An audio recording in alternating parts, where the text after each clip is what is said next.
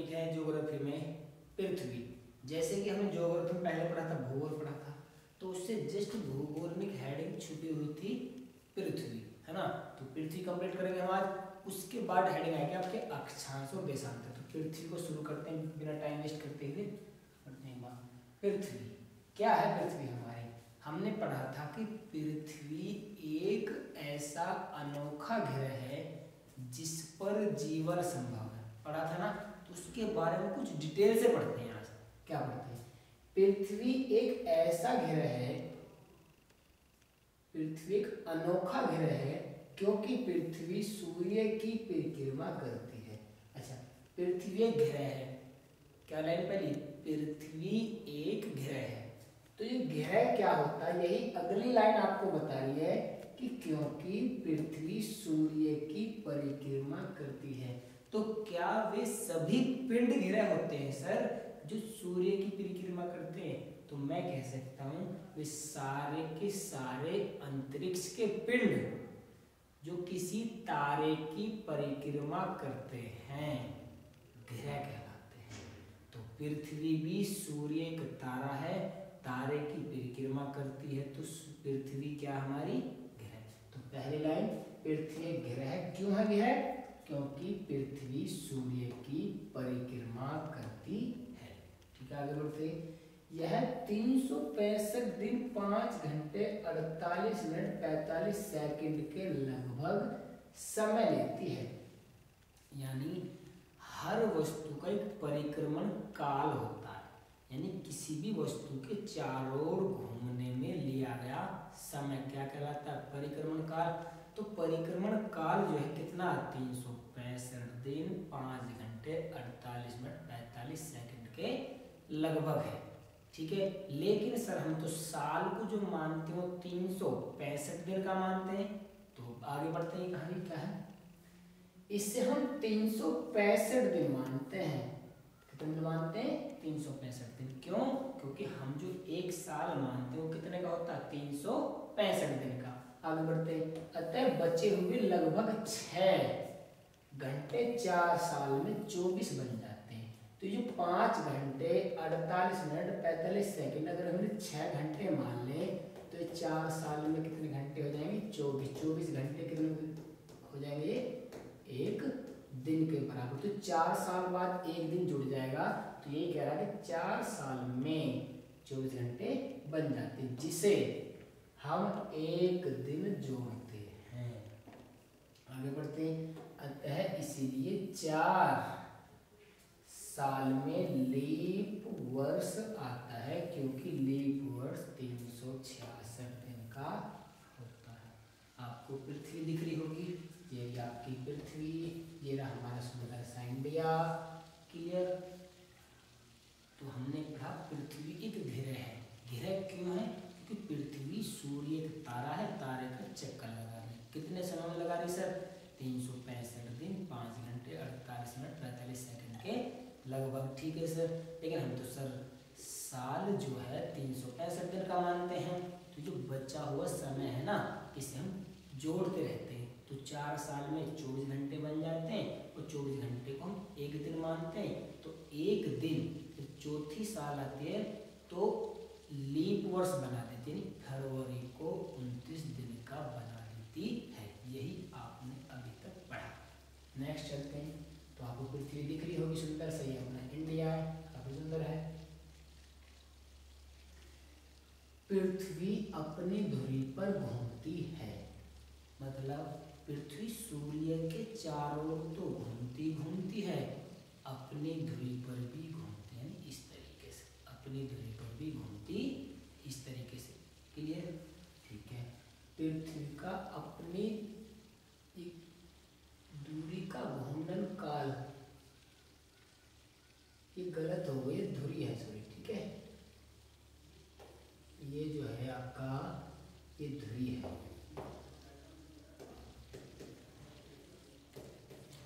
धुरी है, कोई दिक्कत नहीं, मिस्टेक हो जाती है ना। तो पृथ्वी का अपनी धुरी का घूर्णन काल 23 घंटे 56 मिनट 45 सेकंड के लगभग है। तो कितने? 23 घंटे 56 मिनट 45 45 सेकंड के लगभग, यानी 24 घंटे जिसको हम मानते हैं। क्लियर, आगे बढ़ते हैं। पृथ्वी का अपना प्रकाश नहीं होता, यह सूर्य के प्रकाश से चमकती है। मतलब पृथ्वी को पहले सूर्य के चारों ओर घुमाया, उसके बाद हम बता रहे हैं कि पृथ्वी अपनी दूरी पर घूमती है। ठीक है, कितना समय लेती है? तो 23 घंटे 56 मिनट 48 सेकेंड, यानी जिससे हम 24 घंटे यानी एक दिन मानते हैं, जिसके कारण दिन रात होते हैं। यानी ये जो घटना कहलाती है परिभ्रमण कहलाती है। एक वर्ड बोल रहा हूँ, परिभ्रमण।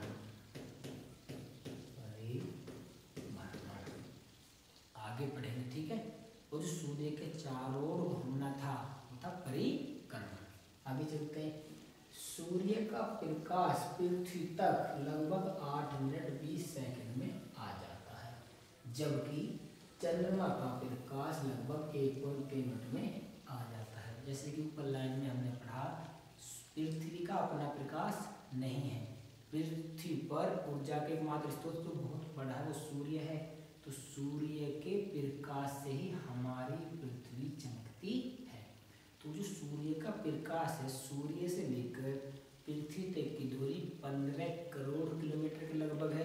तो इस दूरी को तय करके प्रकाश कितने समय में आ जाता है? 500 सेकेंड, यानी जिसको हम 8 मिनट 20 सेकेंड में पढ़ते हैं।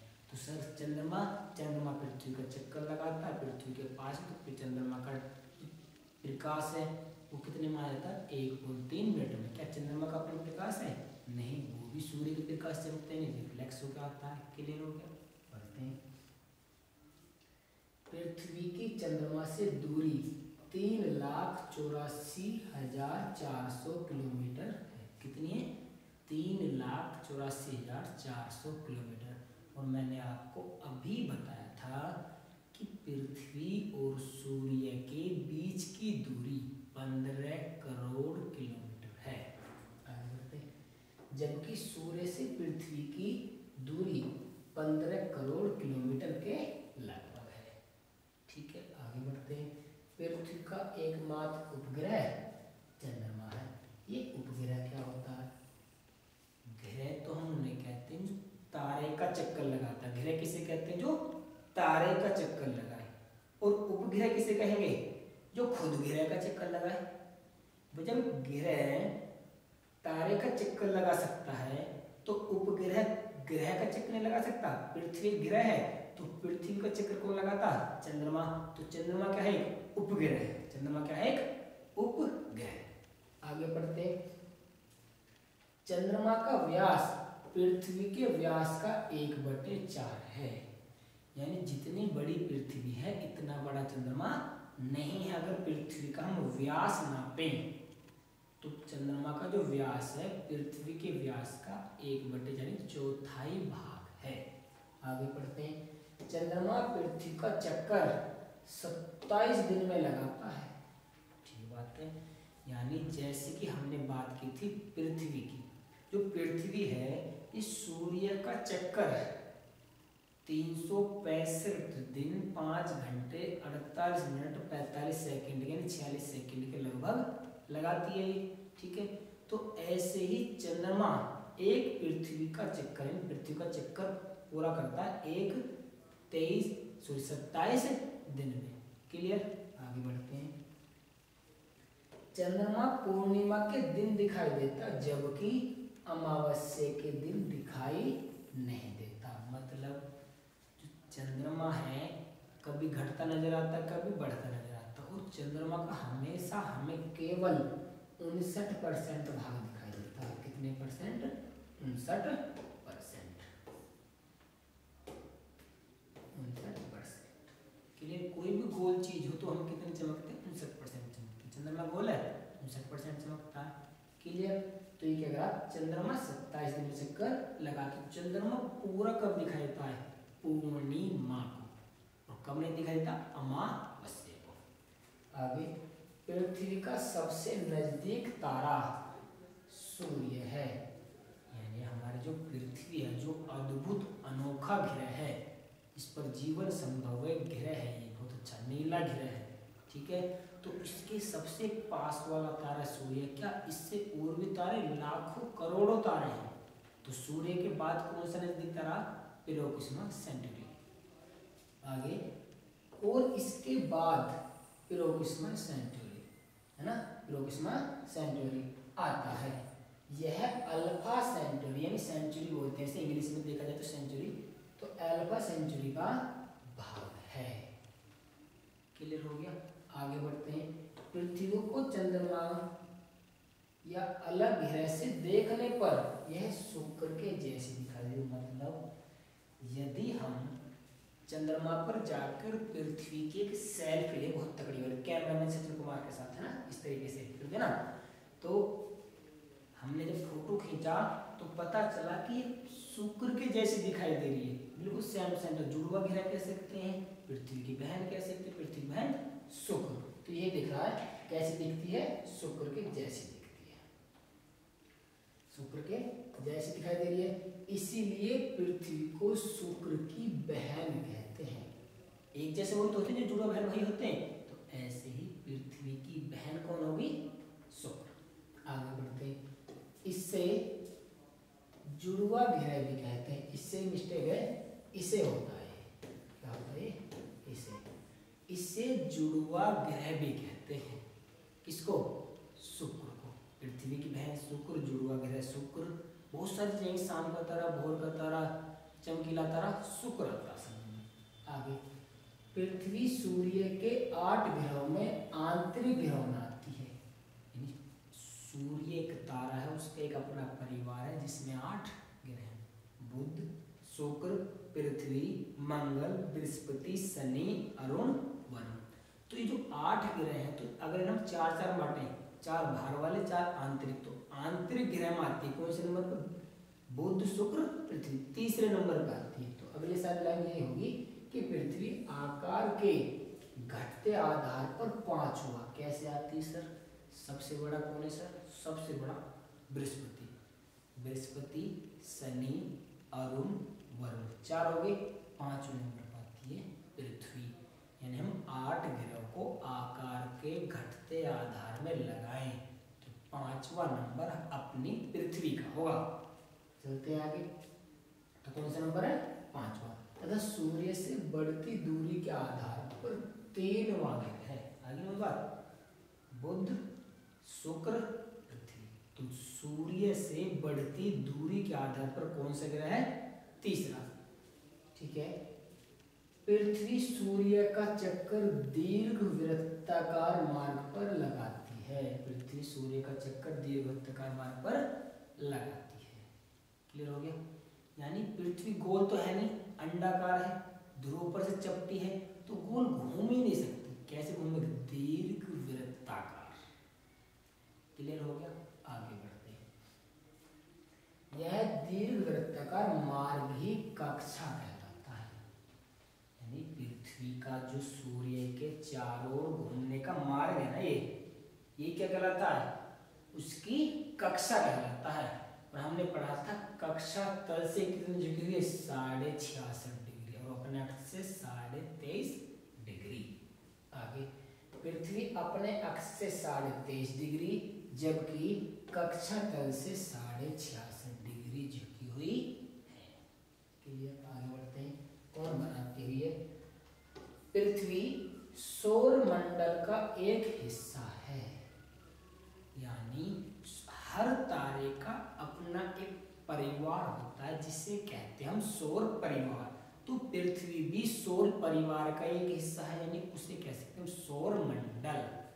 आगे, जिसका केंद्र सूर्य है, यानी सूर्य जो हमारी पृथ्वी है वो इस ऐसे सौर परिवार का हिस्सा है जिसका केंद्र क्या है? सूर्य। सौर मंडल आकाश गंगा का हिस्सा है। यानी ब्रह्मांड में तारे अनेक हैं, अनेक आकाश गंगा ही हैं। ब्रह्मांड का विस्तार आज भी हो रहा है, बिग बैंग थ्योरी हम पढ़ेंगे, है ना। एडविन पी हब्बल ने साइरस वगैरह के बारे में बताया, लाप्लास ने निहारिका नेगुलर सिद्धांत, बहुत सिद्धांत, मजा आएगा पढ़ने में। ठीक है, पढ़ते हैं। तो किसका हिस्सा हमारा सौरमंडल में? आकाश गंगा का। और वो आकाश गंगा सर कौन सी है जिसमें हम रहते हैं? मतलब पढ़ते हैं आगे। तो पृथ्वी ध्रुव के पास थोड़ी चपटी है। इसमें ये देखो कोई बात नहीं। तो जिस आकाश गंगा में हम रहते हैं उसका नाम मिल्की वे। क्या नाम है? मिल्की वे। तो मिल्की वे में हम रहते हैं और वो जो है एक आकाश गंगा है, उसका केंद्र सूर्य है। ठीक है, उसका आकार जो आकाश गंगा कैसे सर्पिलाकार है हमारा। कैसा आकार उसका? सर्पिलाकार। तो पृथ्वी ध्रुव पर से थोड़ी चपटी है। चपटी क्यों है मैंने बताया था। सूर्य अपनी तरफ खींच रहा, चंद्रमा अपनी तरफ खींच रहा, अब जगह ही नहीं रही, पिचक गई। किले थोड़ी सी इधर को खींच गई, थोड़ी सी इधर को खींच गई, पिचक गई, तो अंडाकार बन गई। समझ में आ गई ना। तो कैसे होगी? चपटी।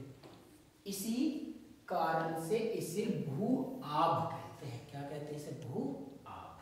आप सुनते हैं पृथ्वी पर न तो अधिक गर्मी पड़ती है ना ही अधिक सर्दी। यही तो कारण है मनुष्य के रहने का, जीवों के रहने का। ना ज्यादा गर्मी ना ज्यादा सर्दी, बिल्कुल आराम से मजे में रहने लायक जगह है। कौन? पृथ्वी। क्लियर? इसके लिए हमें भगवान का थैंक्स कहना चाहिए। बिल्कुल। आगे बढ़ते हैं। आगे है अतः वायु और पानी भी इस पर मौजूद है, यानी जीवन जीने के लिए जितनी चीजें चाहिए पृथ्वी पर हैं। ठीक है, एंजॉय करो। आगे चलते। इसलिए यह सौर मंडल का सबसे अद्भुत ग्रह है, सबसे अनोखा ग्रह है। आकाश से पिंडों की दूरी मापने के लिए प्रकाश वर्ष का प्रयोग करते हैं। सूर्य तारा बहुत दूर है, तो ज्यादा दूरियों को नापने के लिए प्रकाश वर्ष का प्रयोग करते हैं। क्या सर ये दूरी का मात्रक है? बिल्कुल राइट बात है आपकी। प्रकाश वर्ष एक दूरी नापने का मीटर है, यानी ठीक है। तो प्रकाश वर्ष दूरी का एक मात्रक है। के लिए दूरी को जो ज्यादा लंबाई हो, ज्यादा दूरी हो, किसमें नापेंगे? प्रकाश वर्ष में। वहां ना तो आपका मीटर काम करेगा, वहां ना आपका किलोमीटर काम करेगा, तो वहां क्या काम करेगा? आपका प्रकाश वर्ष। आगे चलते। पृथ्वी अंतरिक्ष से देखने पर नीली दिखाई देती है। अंतरिक्ष में जाने पर आसमान तो काला और पृथ्वी नीली। के लिए आसमान नीला दिखाई देता धरती से, अगर अंतरिक्ष में जाए पृथ्वी नीली और आसमान काला दिखाई देगा आपको। अंतरिक्ष क्लियर? क्यों दिखाई देता? हमने पढ़ा कि पृथ्वी पर ज्यादा जल है। कितना जल है? 71%। जमीन तो हमारी 29% ही है, जिसपे इतनी दुनिया रह रही है। क्लियर? आगे बढ़ते हैं। पृथ्वी को नीला ग्रह कहते हैं क्योंकि पानी की मात्रा कितनी? 71%। यदि पानी की मात्रा ज्यादा है तो ये नीली दिखती है। नीला दिखने के कारण इसे नीला ग्रह कहते हैं। आगे बढ़ते हैं। क्योंकि इसके 2/3 भाग पर जल है। क्लियर हो गया? बढ़ते हैं। पृथ्वी के आंतरिक भाग में लोहा और निकल है। जब हम पृथ्वी की आंतरिक संरचना पढ़ेंगे ना, आंतरिक संरचना, तो वर्ड आएंगे सियाल, सीमा, नीफ है। ठीक है? सियाल सिलिकॉन, एल्युमिनियम, सिलिकॉन, मैग्नीशियम और आपका निकेल और आयरन। सियाल, सीमा, नीफ है। तो यही बताया गया कि लोहा यानी आयरन और निकेल किसमें? पृथ्वी के केंद्र में। हम पढ़ेंगे बाद में। सियाल, सीमा और नीफ है। पृथ्वी का चुंबकीय क्षेत्र 60,000 किलोमीटर है। मतलब क्या है? हर वस्तु दूसरी वस्तु को अपनी ओर खींचने का प्रयास करते, तो क्या हमारी पृथ्वी नहीं करती होगी? एब्सोल्युटली करती होगी, बिल्कुल करती होगी। तो पृथ्वी भी दूसरी वस्तुओं को अपनी तरफ खींचने का प्रयास करती है।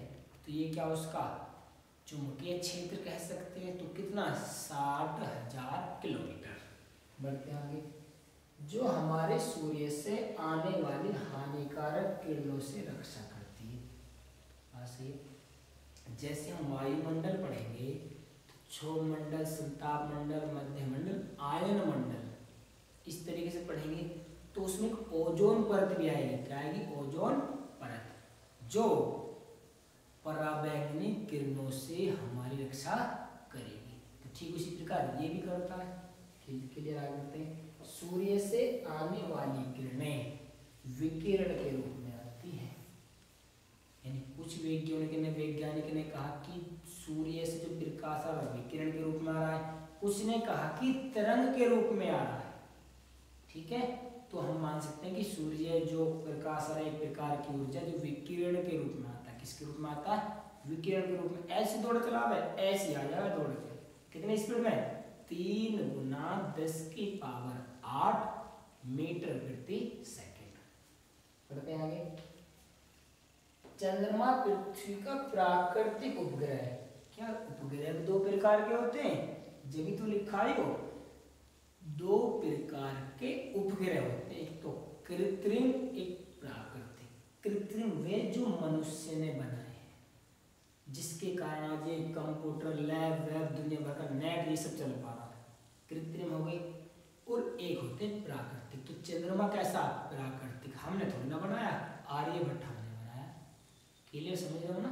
ठीक है, आगे बढ़ते हैं। इसका मतलब पृथ्वी के कुछ कृत्रिम ग्रह भी हैं। ये वर्ड नहीं गलत हो गया, कृत्रिम ग्रह नहीं, उपग्रह है। क्या है? हम कह सकते हैं ये उपग्रह है। पृथ्वी के कुछ कैसे ग्रह? कृत्रिम उपग्रह है। एक टाइपिंग में मिस्टेक हो सकती है, ठीक है। उपग्रह है, कृत्रिम, यहाँ भी उपग्रह है। कृत्रिम उपग्रह वह होते हैं जो मनुष्य द्वारा बनाए गए हैं। सूर्य का व्यास पृथ्वी के व्यास का 100 गुना है, मतलब पृथ्वी से 100 गुना बड़ा। कौन? सूर्य। ठीक है, अब ये मत कहना सर जी कृत्रिम ग्रह गलत लिख रहा है। बना देंगे आने वाले टाइम में, जैसे चीन ने बना दिया कृत्रिम सूर्य बना दिया चीन ने। भाई साहब कहाँ हुआ आपका? क्लियर। जब चीन एक कृत्रिम सूर्य बना सकता है तो क्या हम एक ग्रह नहीं बना सकते? बना सकते हैं। क्लियर, हम आगे इसकी सूर्य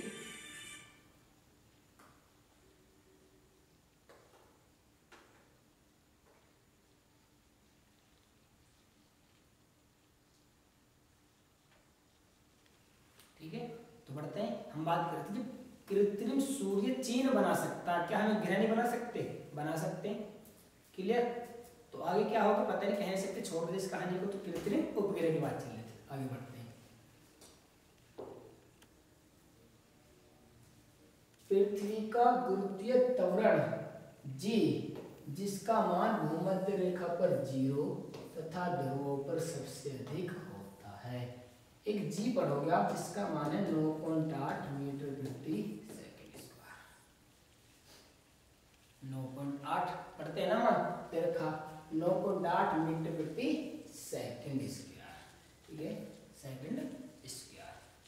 तो ये गुरुत्वीय त्वरण है पृथ्वी का।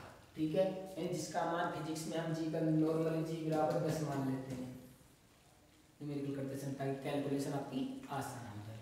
तो गुरुत्वीय त्वरण क्या होता है? g यानी स्मॉल g से दिखाते हैं इससे 9.8 मीटर प्रति सेकंड स्क्वायर। चंद्रमा पर भार पृथ्वी पर भार का 1/6 होता है। मतलब अगर मेरा वजन 60 किलो पृथ्वी पर है तो चंद्रमा पर कितना होगा? 1/6 कर देंगे तो कितना हो जाएगा? 10 किलो। तो इसका मतलब चंद्रमा पर जाने के बाद मुझे वजन नहीं लगा अपने आप में, नहीं लगने का। इसीलिए वैज्ञानिक अपने ऊपर वजन लाद के जाते हैं, अंतरिक्ष में देखा होगा ना आपने, इसलिए। क्लियर, आगे चलते हैं। आकाश गंगा का हिस्सा है। सौरमंडल किसका? आकाश गंगा का हिस्सा है, मिल्की वे, यानी जिसमें हम रहते हैं वो मिल्की वे। क्या है? मिल्की वे। हमारी आकाश गंगा मिल्की वे है। हमारी आकाश गंगा क्या नाम है? मिल्की वे। मिल्की वे की तुलना प्रकाश की बहती नदी से की गई है। मिल्की वे जो है आपकी, इसकी तुलना किससे कर दी? बहती नदी से कर दी। तो इसी आधार पर इसका नाम आकाश गंगा पड़ा। प्रकाश गंगा होना चाहिए था। क्लियर, प्रकाश भरा प्रकाश गंगा, वरना इसका नाम मेरे अनुसार तो प्रकाश गंगा होना चाहिए था, क्योंकि प्रकाश की नदी रह रही है। किसकी नदी रह रही है? वहां से प्रकाश की नदी बह रही है, तो प्रकाश गंगा। चलो खैर एक राय थी, है ना। आगे चलते हैं। कोई भी पिंड ग्रह है या नहीं कौन बताएगा? अंतरराष्ट्रीय खगोल संगठन बताएगा कोई पिंड ग्रह है या नहीं। जैसे कि आपने सुना होगा 2006 में एक बौना ग्रह प्लूटो को हटा दिया गया, पता है ना आपको? तो कोई भी ग्रह है या नहीं कौन सी करता?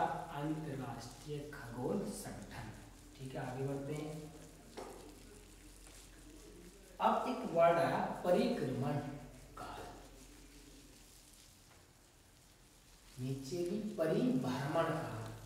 देखो हमने बताया था सूर्य के चारों पृथ्वी चक्कर लगा लिए,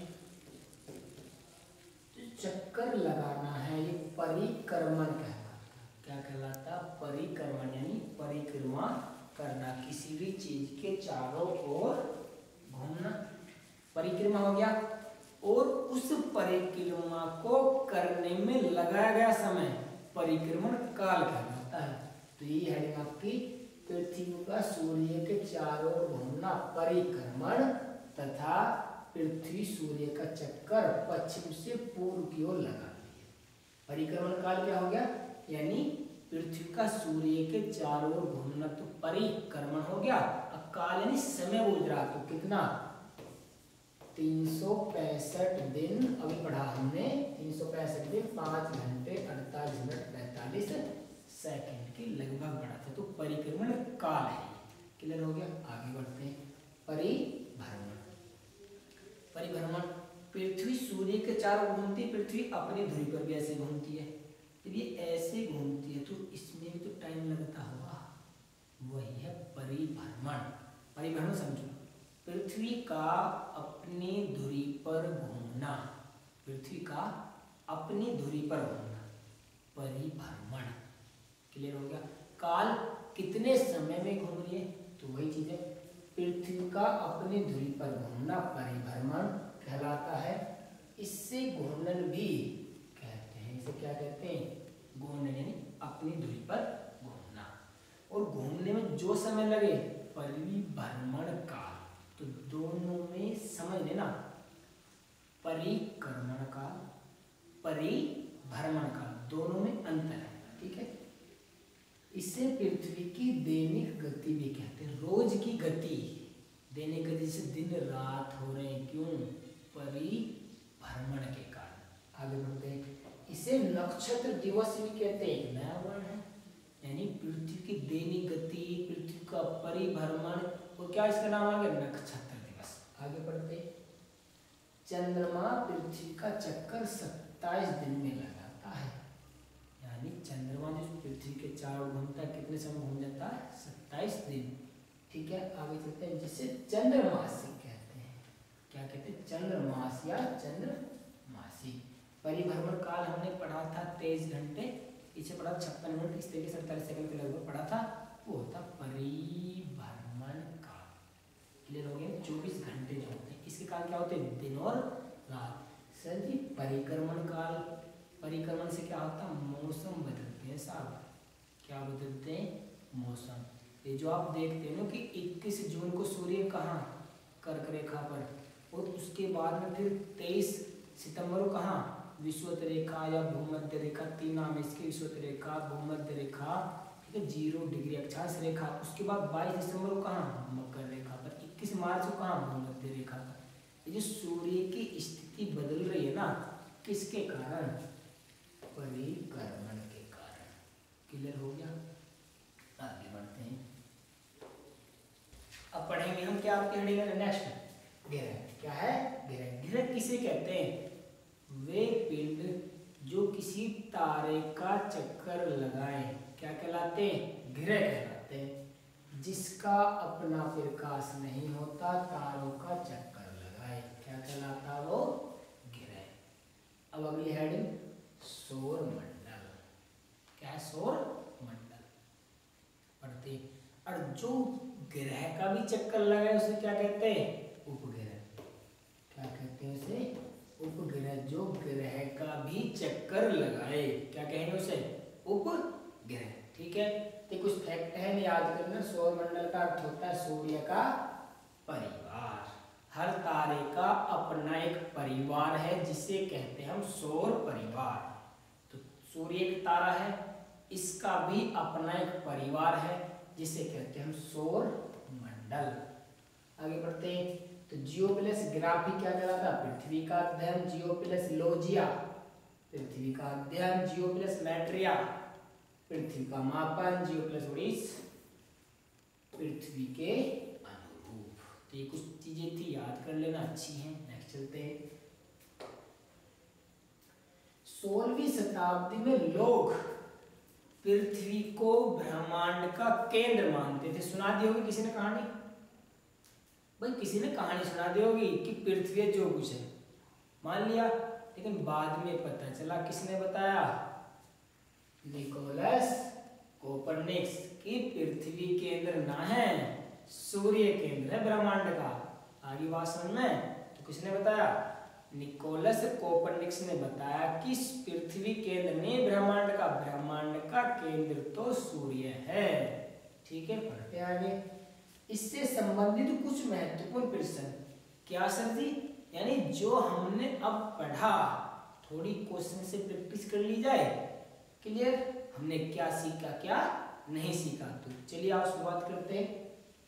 पहला, पृथ्वी का सूर्य के चारों ओर घूमना क्या कहलाता? मतलब सर जी, मतलब पृथ्वी का सूर्य के चारों ओर घूमना क्या कहलाता है? सर जी परी ऐसे कुछ नाम था, परिक्रमण नाम था। क्या नाम था? परिक्रमण। तो हम कह सकते हैं इसे कहते हैं परिक्रमण। क्लियर? आगे, पृथ्वी का परिक्रमण काल कितना होता है? यानी सर जी पृथ्वी जो सूर्य का चक्कर लगाती है कितने समय में लगाती है? हमने पढ़ा भी कितने समय में? 365 दिन 5 घंटे 48 मिनट 45 सेकंड के लगभग। तो ठीक है, तो इसका आंसर आपका 365 दिन 5 घंटे 48 मिनट 45 सेकंड लगभग। ठीक है, 1-2 सेकंड ऊपर नीचे हो जाती है, सब्जी को पकड़ लो 45 ही होते हैं, 45 ही होनी चाहिए, 46 भी हो सकती है। ठीक है, लगभग लिखा। लीप वर्ष कितने साल का होता है? तुम्हारी भी अभी तो हमने पढ़ा है कि जो 5 घंटे 48 मिनट 45 सेकंड जो लगभग है, 5 घंटे नहीं 6 घंटे मान लेते हैं, और 4 साल में कितने हो जाते हैं? ये 24। 4 गुना कितने? 6, 24 घंटे यानी एक दिन।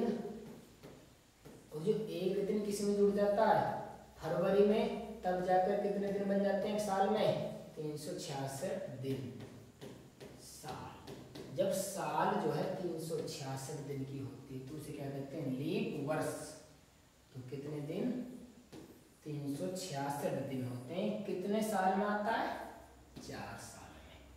लीप वर्ष में कितने दिन होते हैं? कितने दिन का होता है? 366 का। कितने दिन में आता है? 4 साल में। आगे बढ़ते हैं।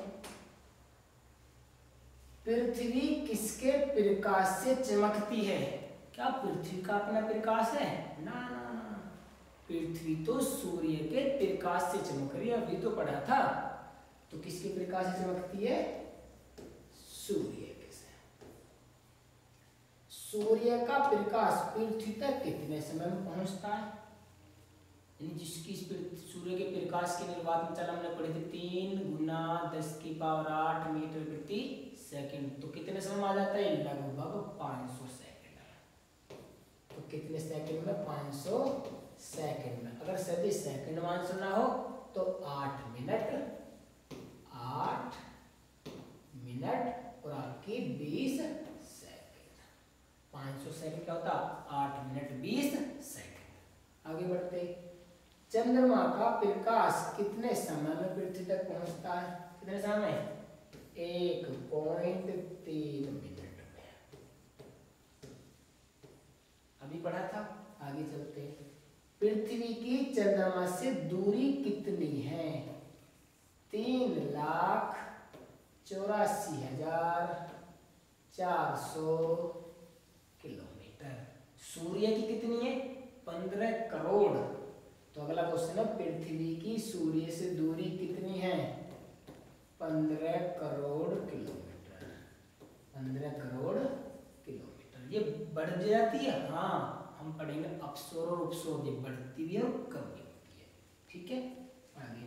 चंद्रमा का विकास पृथ्वी के विकास का कितना? सॉरी भाई, मिस्टेक हो गई, विकास नहीं ये व्यास है। क्या है? व्यास। इसके लिए फिर समझ आएंगे भाई। व्यास कितना होता है? 1/4, चौथाई होता है। हमने पढ़ा था कितना होता है? चौथाई भी पढ़ा था। सूर्य का कितना होता है? पृथ्वी का 100 गुना सूर्य का होता है। आगे बढ़ते हैं। चंद्रमा पृथ्वी का चक्कर कितने समय में लगाता है? तो 27 दिन में लगाता है। कितने दिन में? 27 दिन में। आगे, चंद्रमा पूर्ण कब दिखाई देता है? पूर्णिमा को दिखाई देता है। कब दिखाई देता है? पूर्णिमा को। आगे, चंद्रमा कब नहीं दिखाई देता? अमावस्या को। तो कब नहीं दिखाई देता? अमावस्या। हमने पढ़ा था अभी पीछे, सारे क्वेश्चन उसी में से हैं। ठीक है, आगे बढ़ते हैं। पृथ्वी का सबसे नजदीक तारा कौन सा है? कौन सा है? सूर्य, यानी जिससे हम ऊर्जा ग्रहण करते हैं। कौन है पृथ्वी के सबसे नजदीक तारा? सूर्य। सूर्य के बाद प्रोक्सिमा सेंचुरी यानी सेंटोरी। आगे बढ़ते हैं। पृथ्वी का सूर्य के बाद सबसे नजदीक तारा प्रोक्सिमा सेंटोरी यानी सेंचुरी होता है वैसे, लेकिन हिंदी में सेंटोरी। ठीक है, आगे बढ़ते हैं।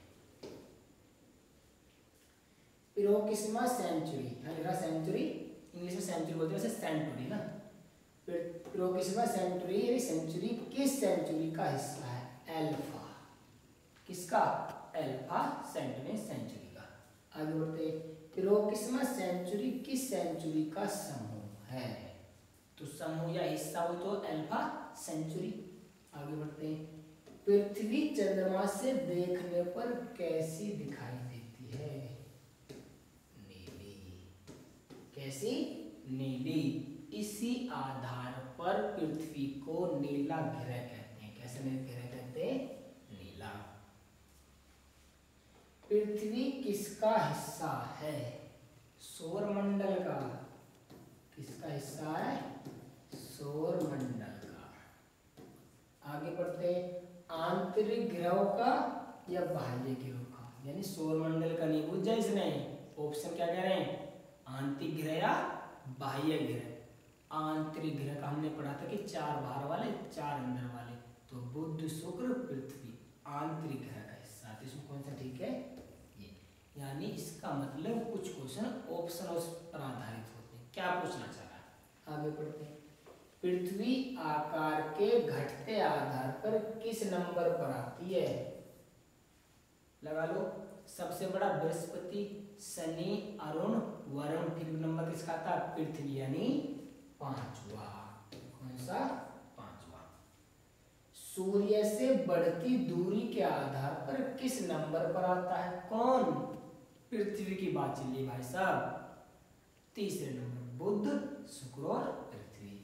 तो हम कह सकते हैं 3वां। पृथ्वी सूर्य का चक्कर कैसी कक्षा में लगाती है? दीर्घ वृत्ताकार कक्षा। थ्योरी हमने पढ़ी थी, क्वेश्चन उसी में से सारे, तो मजा आ रहा होगा पढ़ने में। तो कैसी? दीर्घ वृत्ताकार। दीर्घ वृत्ताकार। पृथ्वी किसका हिस्सा है?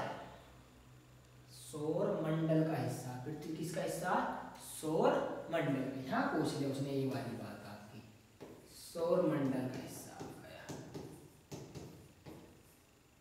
सौर मंडल। आगे चलते हैं। तो हम क्वेश्चन कर रहे थे, नेक्स्ट क्वेश्चन क्या आपका? सौर मंडल का केंद्र क्या है? सूर्य है। सौर मंडल का केंद्र क्या है? सूर्य। तो सौर मंडल किसका हिस्सा है? किसका हिस्सा सौर मंडल? ब्रह्मांड का ही तो हिस्सा है, तो ब्रह्मांड का। आगे बढ़ते हैं। पृथ्वी के ध्रुव पर दबी होने के कारण इसे क्या कहते हैं? यानी ग्लोब तो कहते हैं, यानी कैसी चपटी है, कैसी है? चपटी। आगे बढ़ते हैं। पृथ्वी का चुंबकीय क्षेत्र कितना? अभी तो पढ़ा था हमने, 60,000 किलोमीटर। आगे, सूर्य से आने वाली हानिकारक किरणों से कौन रक्षा करता है? एक तो ये चुंबकीय क्षेत्र करता है। कौन करता है? चुंबकीय क्षेत्र। और मैंने बताया था क्षोमंडल, शीतमंडल, वायुमंडल की परत पढ़ेंगे। क्षोमंडल, शीतमंडल, मध्यमंडल, वायुमंडल, तो एक परत पड़ेगी ओजोन परत, वो भी करती है। कौन करती है? ओजोन परत। पृथ्वी की वार्षिक गति किसे कहते हैं? परिक्रमण को ही पृथ्वी की वार्षिक गति कहते हैं। वार्षिक मतलब जिस गति को वो एक साल में पूरा करती हो। वार्षिक गति कौन सी गति है? परिक्रमण। क्या है ये? परिक्रमण। आगे, पृथ्वी सूर्य का चक्कर किस दिशा में लगाती है? ठीक है, पृथ्वी जो है सूर्य के चारों कैसे घूमती है? मतलब दीर्घवृत्ताकार घूमती है, दीर्घवृत्ताकार। आगे, पृथ्वी का अपनी धुरी पर घूमना क्या कहलाता है? परिभ्रमण। क्या कहलाता है? परिभ्रमण।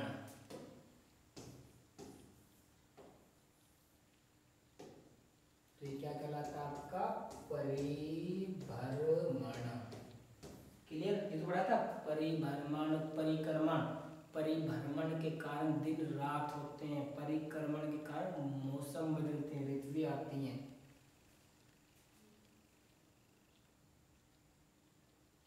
आगे, पृथ्वी का परिभ्रमण किसे कहते हैं? पृथ्वी का अपनी धुरी पर घूमना परिभ्रमण। आगे, पृथ्वी का नक्षत्र दिवस परिभ्रमण, अभी तो हमने पढ़ा था। ठीक है, आगे चलते हैं। चंद्रमा पृथ्वी का चक्कर कितने समय में लगाता है? 27 दिन, जिसे क्या कहते हैं? चंद्रमासिक। चंद्रमा का पृथ्वी का चक्कर लगाना क्या कहलाता है? चंद्रमासिक। चंद्रमासिक। आगे, जो पिंड ग्रह का चक्कर लगाए उसे क्या कहते हैं? उपग्रह। क्या कहते हैं उसे? उपग्रह कहते हैं उसे। जो पिंड तारे का चक्कर लगाए ग्रह, जो ग्रह का चक्कर लगाए उपग्रह। आगे, सूर्य का परिवार क्या कहलाता है? सौर परिवार। क्या कहलाता है आपका? सौर परिवार। आगे, पृथ्वी का अध्ययन क्या कहलाता है? ये हमने पढ़े थे लास्ट में।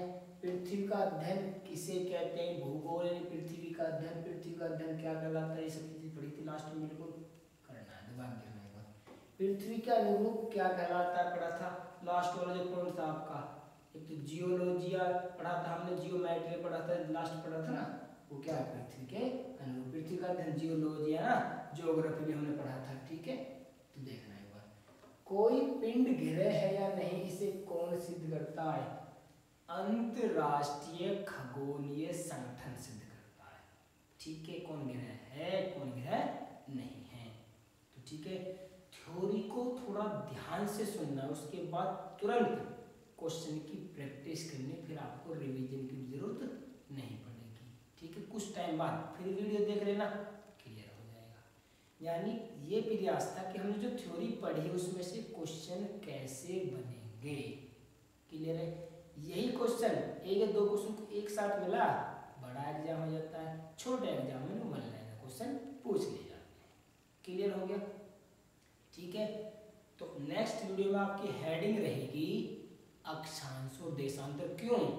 जब हम नाव में घूम रहे थे वैगनर के साथ, तो आज हम घूम रहे एयर कार में, हेलीकॉप्टर में, एरोप्लेन में घूमते ना, तो अब जरूरत पड़ी हमें आसमान में रास्ते की, किसी स्थान पे जगह पता लगाने के आसमान के थ्रू, तो उसके लिए जरूरत पड़ी हमें अक्षांश और देशांतर। मतलब किसी भी स्थान की स्थिति बताने के लिए कि वो चीज कहाँ है, कैसे है, कहाँ पर स्थित है, उसके लिए जरूरत पड़ी अक्षांश और देशांतर। तो पृथ्वी पर कुछ ऐसी काल्पनिक रेखाएं हैं जिन्हें हम अक्षांश और देशांतर कहते हैं। तो इसकी कहानी नेक्स्ट वीडियो में विस्तार के साथ, उसके जस्ट बाद क्या होंगे, क्वेश्चन और आंसर, प्रैक्टिस के लिए क्या सीखा।